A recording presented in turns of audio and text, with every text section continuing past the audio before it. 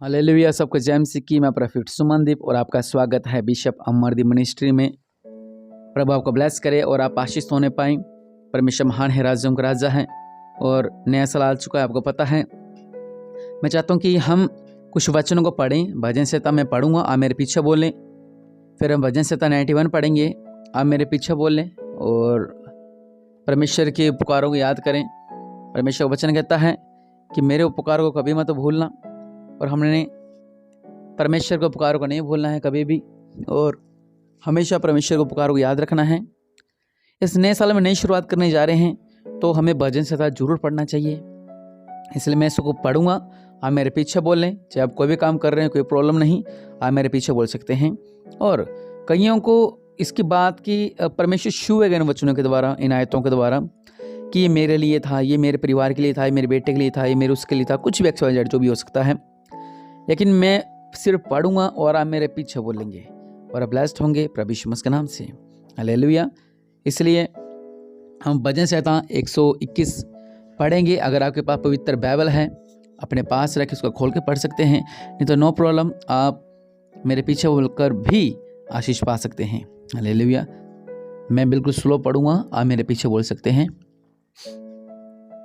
मैं अपनी आंखें पर्वतों की ओर लगाऊंगा, मुझे सहायता कहां से मिलेगी? मुझे सहायता यहोवा की ओर से मिलती है, जो आकाश और पृथ्वी का करता है। वह तेरे पांव को टलने न देगा, तेरा रक्षक कभी न ऊंघेगा। सुन, इज़राइल का रक्षक न ऊंघेगा और न सोएगा। यहोवा तेरा रक्षक है। आमीन। यहोवा तेरी दाहिनी और तेरी आड़ है। न तो दिन को धूप से और न रात को चांदनी से तेरी कुछ हानि होगी। यहोवा सारे विपत्ति से तेरी रक्षा करेगा। आमीन। वह तेरे प्राण की रक्षा करेगा। आमीन। यहोवा तेरे आने जाने में तेरी रक्षा अब से लेकर सदा तक करता रहेगा। आमीन। हालेलुया।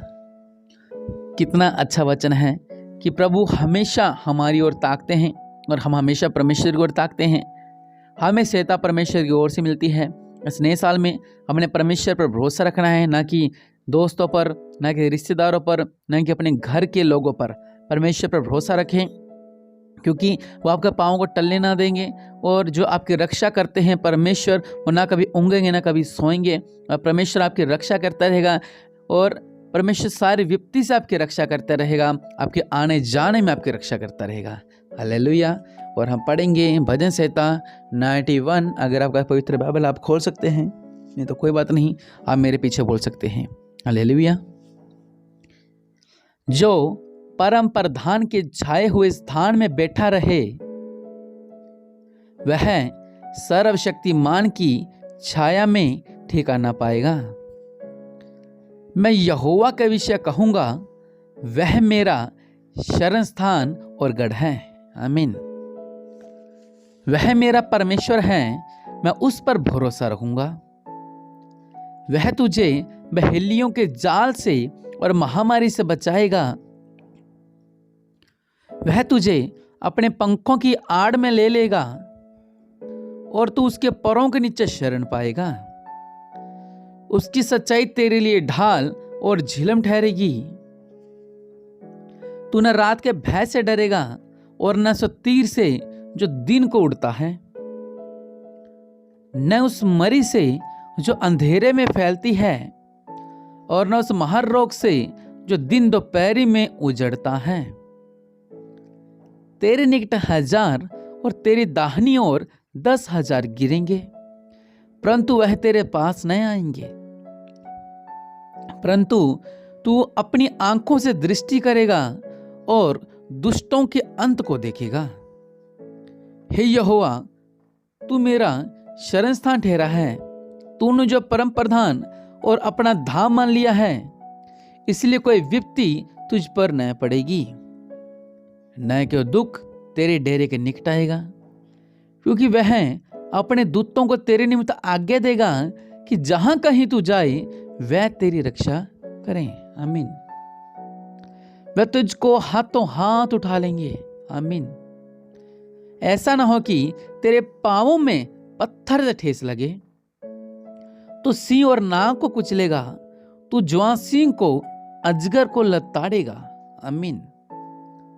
उसने जो मुझसे सने किया इसलिए मैं उसको छुड़ाऊंगा, मैं उसको ऊंचे स्थान पर रखूंगा, क्योंकि उसने मेरे नाम को जान लिया है।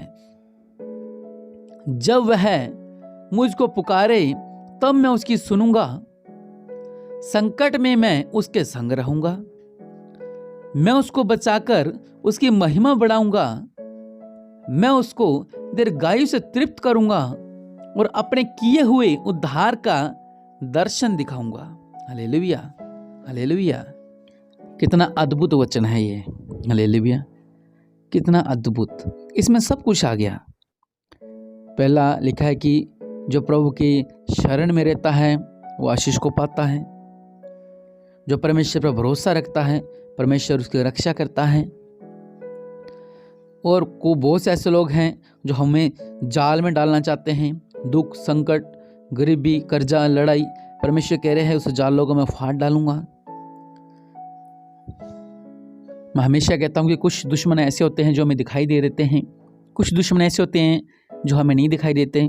इसके कुछ अपने लोग जो पीठ पीछे वार करते हैं, धोखा देते हैं, बीच में छोड़ देते हैं, बहुत सी बातें।